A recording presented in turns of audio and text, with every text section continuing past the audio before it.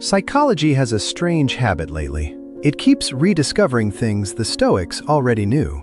One clear example involves the nervous system itself and how calm actually looks from the inside. Most people assume calm means the absence of feeling. That assumption is wrong. Real calm is a trained response. It shows up in specific, measurable signs.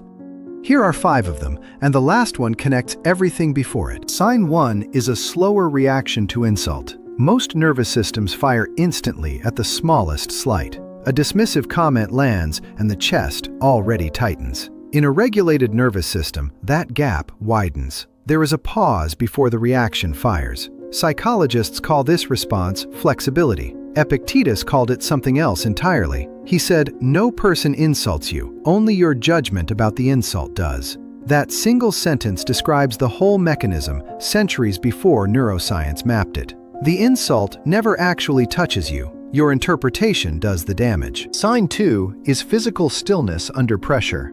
Watch someone's hands during an argument. Anxious hands fidget, tap, or clench without pause. A regulated nervous system stays remarkably still, even in the middle of conflict. This is not suppression. It is genuine parasympathetic engagement happening in real time. The vagus nerve, largely responsible for this calm, responds to safety signals the mind sends itself. Marcus Aurelius practiced this every single morning. He reminded himself that people would be unpleasant that day. He decided in advance not to let it move his body. Stillness, for him, was not accidental. It was rehearsed. Sign 3 is emotional labeling instead of emotional flooding. A dysregulated nervous system experiences one giant, undifferentiated wave of feeling. A regulated one can name the wave while still riding it. Saying, "I notice anger," creates a completely different brain state than simply being angry. Researchers call this affect labeling. Brain scans show it literally reduces activity in the amygdala. Seneca described the same idea 2,000 years earlier.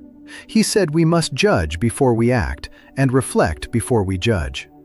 Naming the emotion is the ancient version of that same reflection. The label creates just enough distance to think clearly. Sign 4 is recovery speed after a setback. Everyone gets knocked down eventually. The nervous system sign is not whether you fall, it is how fast you get back up afterward. Dysregulated systems stay activated for hours after a single stressful event. Regulated systems return to baseline within minutes. Researchers measure this through heart rate variability studies. Stoic philosophy trained exactly this kind of recovery on purpose. Marcus Aurelius wrote that the obstacle itself becomes the way forward once you stop resisting it. That mental shift is what speeds up the physical recovery too. Resistance is what keeps the nervous system stuck. Sign 5, the most important one, is comfort with silence. A dysregulated nervous system fills every gap with noise, distraction, or manufactured urgency. It cannot tolerate stillness because stillness feels like danger. A regulated nervous system can sit inside silence without needing to escape it. This is where all 4 previous signs actually converge. Slower reactions, physical stillness, emotional labeling, and fast recovery all require the same root skill. That skill is tolerating the present moment without fleeing from it. Epictetus taught that some things are within our control and some are not. Peace begins the moment we stop fighting that boundary.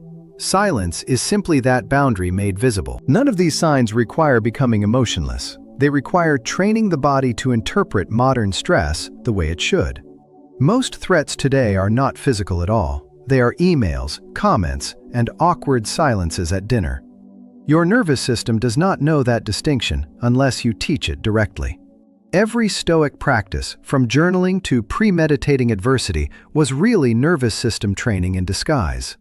Modern psychology just gave the same practice new names and new instruments to measure it. Consider how differently the ancient Stoics and a modern anxious mind read the exact same event. Someone cancels plans at the last minute. One nervous system spirals immediately into rejection and worst-case scenarios. The other nervous system simply notices disappointment, names it, and moves forward within seconds. The event was identical in both cases. Only the internal response changed the outcome. That gap between event and response is the entire territory Stoicism was mapping the whole time. There is a reason these 5 signs cluster together instead of appearing randomly. They all trace back to the same nervous system pathway. When the vagus nerve signals safety, the whole system downshifts together. Reaction time slows, muscles release tension, emotional words become available, recovery accelerates, and silence stops feeling threatening. You cannot train one sign in isolation for long. Improving one tends to improve the others alongside it, almost automatically. Try noticing just one of these 5 signs in yourself this week. Do not force anything. Simply notice. Awareness alone starts shifting the underlying pattern. The nervous system changes through repetition, not through willpower alone. Every small pause you choose becomes a rep. Every emotion you name becomes a rep. Every slow breath before reacting becomes a rep. Over time, those small reps build the same steady presence the Stoics spent their entire lives training toward. Modern science simply caught up enough to finally prove it was real all along. There is a simple way to test where you currently stand. Think back to the last time someone criticized you unfairly. Notice how quickly your body reacted. Notice whether your hands moved, your jaw tightened, or your breathing changed. That reaction speed is not a fixed trait. It is closer to a fitness level, and fitness levels can shift with training. Athletes do not start with control over their heart rate under pressure. They build it session by session, and the nervous system works the same way.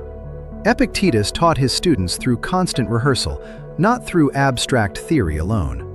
He had them imagine insults before receiving them, so the first real reaction would not be a blind one.